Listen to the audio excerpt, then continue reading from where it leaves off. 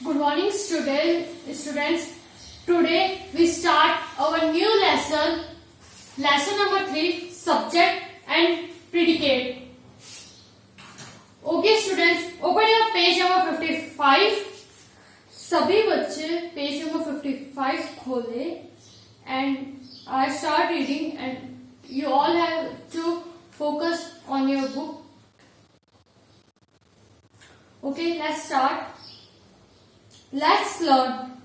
Every sentence has two parts. What we speak about in the subject, the noun, pronoun, whatever is said about the subject is called predicate, the verb and the rest.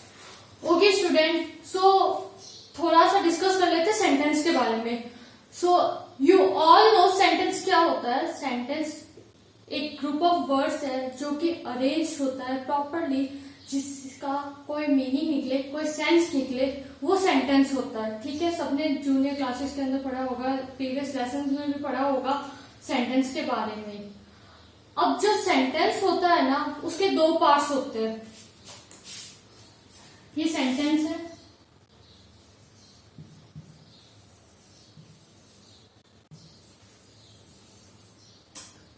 इसके दो parts हैं. First होता है subject and the second one is predicate. So हम further study करते हैं कि subject क्या होता है और प्रेडिकेट क्या होता है. जब हम कुछ सेंटेंस बोलते हैं तो स्पेसिफिकली एक चीज के बारे में बता रहे होते हैं, तो वो जो चीज होता है वो हमारे सब्जेक्ट हो जाता है एंड जो रेस्ट उसके रिलेटेड जो भी बात होती है वो हमारा प्रेडिकेट हो जाता है. स्टार्ट करते हैं. एक एग्जाम्पल के साथ में समझाती हूँ. Ram is walking in the park. एक सेंटेंस लिखा है मैंने, Ram is walking in the park.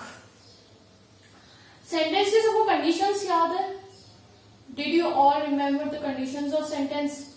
First of all capital letter होना चाहिए and the second thing is last में फुल स्टॉप होना चाहिए and the third thing is पूरा उसका एक मीनिंग निकलना चाहिए, कोई सेंस होना चाहिए, वो सेंटेंस होता था.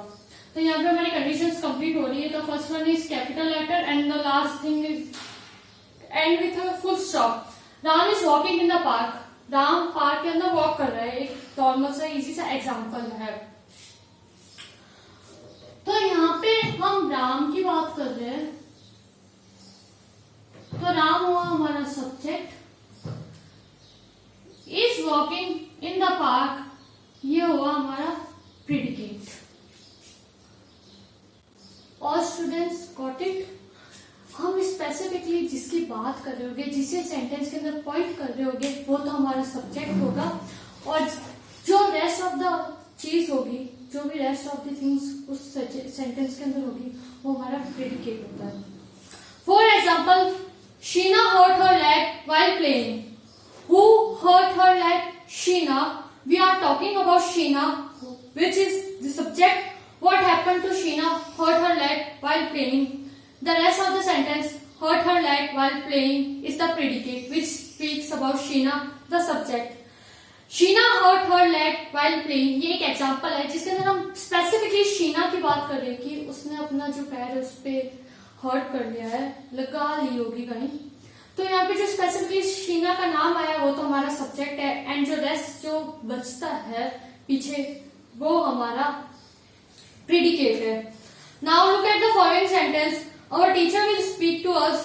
My house is located on the hill top. We go to cooler places during summer.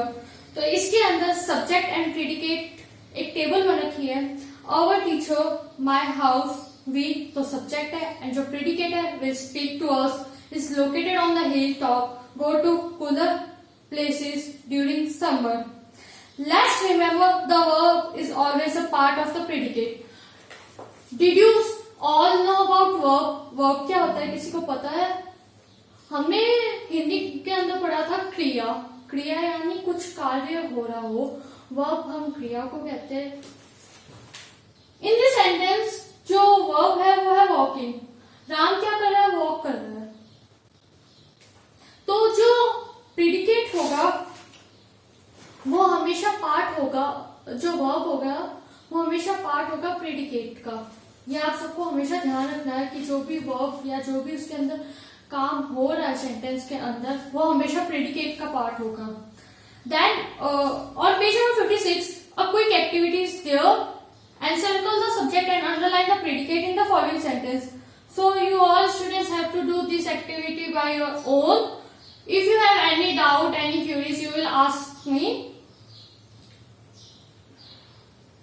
Just उसके नीचे एक ब्लू टेबल दिख रही है सबको, उसके अंदर जो है लेट्स अंडरस्टैंड वो मैं रीड कर रही हूँ। सभी बच्चे अपनी बुक के अंदर ध्यान दीजिए। All students focus on your books. In most sentences, the subject comes first. In interrogative and exclamatory sentence, it may come in the middle or end of the sentence. For example, has Nalini got up? How beautiful you look! Is Rina studying? What a lovely day! Okay, students, interrogative and exclamatory sentences आप सबको पता है, हमने पढ़े थे। Interrogative sentence वो होते हैं जिनके लास्ट में क्वेश्चन मार्क हो, एंड एक्सक्लेमेटरी वो होते हैं जिनके लास्ट में या तो ये एक्सक्लेमेशन मार्क हो या कई कई जो सेंटेंस थे उसके अंदर एक्सक्लेमेशन मार्क आगे भी यूज होता है। तो इसके अंदर क्या है, जो सब्जेक्ट जो नॉर्मल जो हो गया असर्टिव सेंटेंसेस हो गए, नॉर्मल सेंटेंसेस हो गए, उसके अंदर जो सब्जेक्ट होगा वो हमेशा आगे आएगा। आगे आप लोगों को पता चलेगा जैसे आप रीड करोगे वैसे। बट जो इंटेरोगेटिव सेंटेंस हो गए और जो एक्सक्लेमेटरी सेंटेंस हो गए, इंटेरोगेटिव हो गए क्वेश्चन मार्क वाले और एक्सक्लेमेटरी सेंटेंस हो गए एक्सक्लेमेशन मार्क वाले, इन सेंटेंस के अंदर जो हमारा सब्जेक्ट होगा वो हमारा मिड में भी हो सकता है, लास्ट में भी हो सकता है। जैसे कि अब यहाँ पे एग्जांपल देख रहे हैं, उसके अंदर जो नलिनी है वो मिड में है, हाउ ब्यूटीफुल वाला है वो ये लास्ट के अंदर आ रहा है, इज रीना स्टडिंग भी मिड में ही है, व्हाट अ लवली डे यहाँ पे जो हमारा सब्जेक्ट है डे वो लास्ट में आ रहा है। In imperative sentence the subject is not mention, it is implied और अंडरस्टूड। सबको इंपेरेटिव सेंटेंस याद है जिसके अंदर हमने पढ़ा था ऑर्डर, रिक्वेस्ट, कमांड, एडवाइस।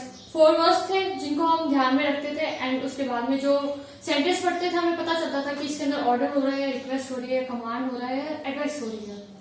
तो जो इंपेरेटिव सेंटेंस है उसके अंदर एग्जाम्पल जो दिया गया है, come here, take a bath. तो स्टूडेंट्स जो इंपेरेटिव सेंटेंस होते हैं उसके अंदर बेसिकली कोई सब्जेक्ट होता नहीं है, वो अंडरस्टूड होता है हमारे कि कौन सा यहाँ पे जो सेंटेंस होगा, जो सेंटेंस है उसके अंदर हमें पता चल जाता है कि सब्जेक्ट यहाँ पे। अब मैं आप लोगों को बोलती हूँ कम हियर, तो इतना अंडरस्टूड है कि कम हियर तो आप लोगों को ही बुला रही होंगी। टेक अ बाथ भी मैंने बोला है तो इतना भी अंडरस्टूड है कि टेक अ बाथ भी आपको बोल रही होंगी। In the above sentence the sentence is actually you but it is not stated. यहाँ के अंदर जो हमारा जो एग्जाम्पल है वो यू है, आप लोगों को मैं बोल रही हूँ। इतना अंडरस्टूड है कि इंपेरेटिव जो सेंटेंस हो गए इसके अंदर मैं आप लोगों के बारे में बोल रही होंगी। और यहाँ पे मेंशन नहीं होता सब्जेक्ट, हमें खुद को पता करना पड़ता है कि सब्जेक्ट एक्जैक्टली हो क्या रहा है या क्या है सब्जेक्ट। तो इसी के साथ स्टूडेंट्स ये जो हमारा टॉपिक है सब्जेक्ट एंड प्रेडिकेट वाला वो कंप्लीट होता है। If you all have any queries, any doubt, हमने एक एग्जांपल भी देख लिया था, सेंटेंस के 2 टाइप्स होते हैं। किसी को भी कोई भी डाउट हो तो आप डायरेक्टली मुझसे पूछ सकते हैं, हाँ लाइव क्लास के अंदर क्वेश्चंस पूछ सकते हैं या फिर आप अपने व्हाट्सएप ग्रुप के अंदर भी क्वेश्चंस पूछ सकते हैं। Okay students, bye, let's close the topic.